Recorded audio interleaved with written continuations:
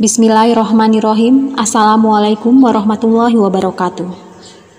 Wafatnya Nabi Muhammad SAW merupakan duka bagi kaum muslimin dan para kerabatnya.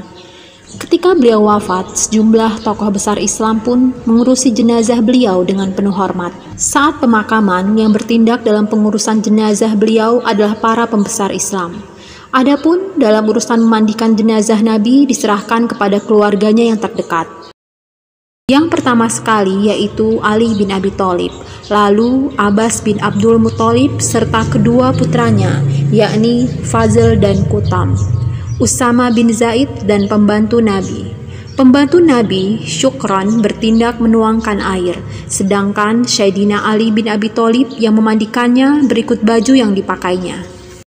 Pada saat memandikan jenazah Rasulullah SAW, mereka mendapati harumnya tubuh Nabi sehingga Sayyidina Ali berkata, "Alangkah harumnya engkau di waktu hidup dan di waktu engkau wafat." Setelah selesai dimandikan dengan mengenakan baju yang dipakai Nabi itu, Nabi kemudian dikafani dengan 3 lapis kain, yakni 2 suhari, berasal dari nama sebuah desa di Yaman, dan 1 pakaian jenis burd hibara dengan sekali dilipatkan. Usai penyelenggaraan jenazah cara demikian, jenazah dibiarkan di tempatnya. Pintu-pintu kemudian dibuka untuk memberikan kesempatan kepada kaum muslimin untuk mengelilingi serta melepaskan pandangan perpisahan kepada Nabi. Mereka pun mengucapkan doa dan mengiringi kepergian Nabi dengan sholawat. Namun, tahukah Anda siapa yang terakhir kali menyentuh jenazah Rasulullah? Bagaimana detik-detik pemakaman Rasulullah SAW? Simak terus video ini hingga habis untuk mendapatkan jawabannya.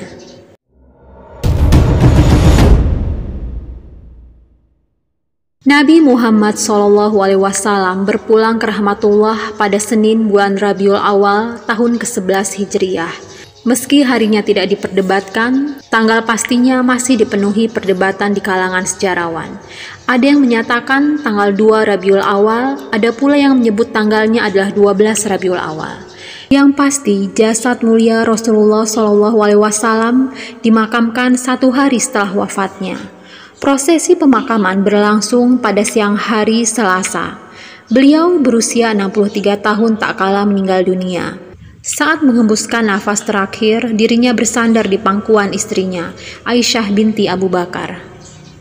Orang-orang memandikan jasad Nabi SAW tanpa melepas pakaian dari badan beliau.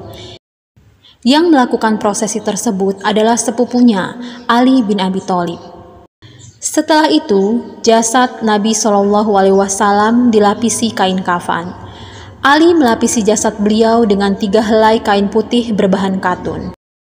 Setelah itu, jenazah beliau kemudian diletakkan di atas ranjang kamar Aisyah.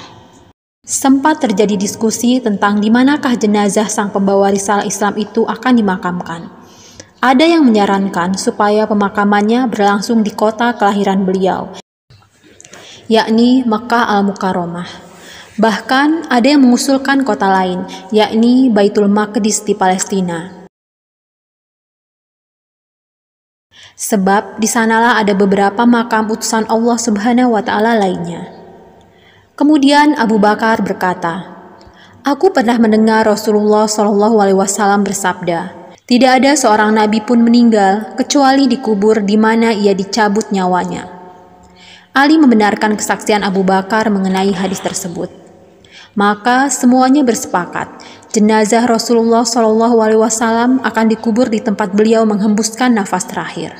Sebab itulah yang diisyaratkan hadis sebagaimana yang disampaikan oleh Abu Bakar.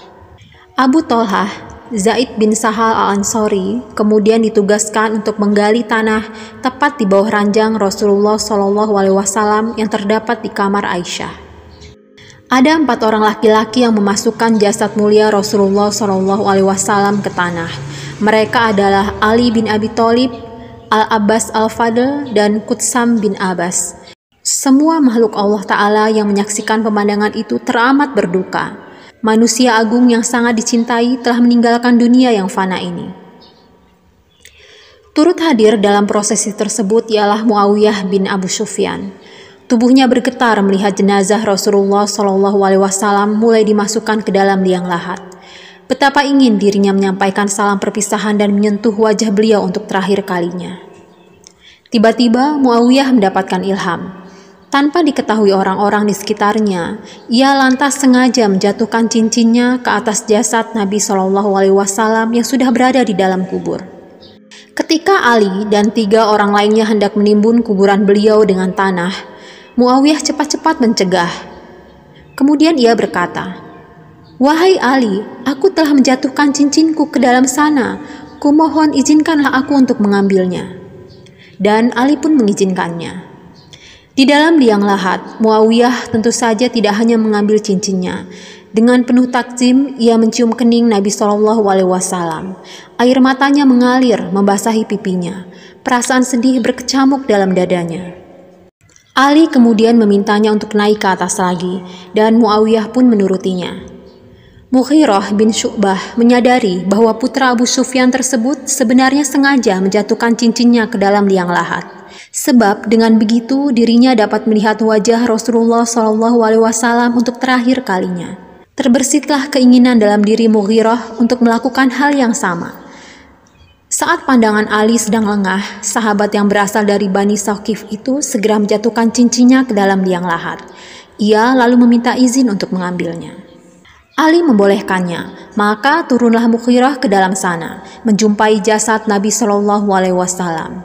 Setelah mencium kening Sal Khotamul Anbiya wal Mursalin, ia berkata, "Sungguh, aku ingin menjadi manusia terakhir yang menyentuh Rasulullah Shallallahu Alaihi Wasallam."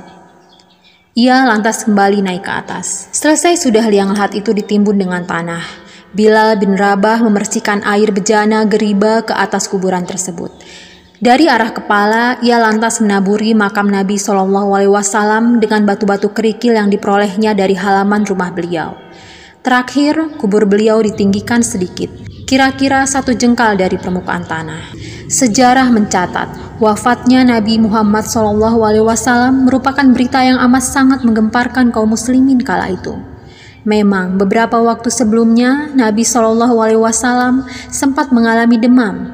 Beliau sampai tidak bisa memimpin sholat berjamaah, sehingga menunjuk Abu Bakar untuk menggantikannya. Wallahu a'lam bishawab. Jika Anda suka dengan video ini, silahkan klik tombol subscribe untuk mendukung kami menyajikan kisah-kisah Islami lainnya yang bermanfaat. Mari kita bersama-sama menebar kebaikan dengan men-share video ini. Terima kasih. Wassalamualaikum warahmatullahi wabarakatuh.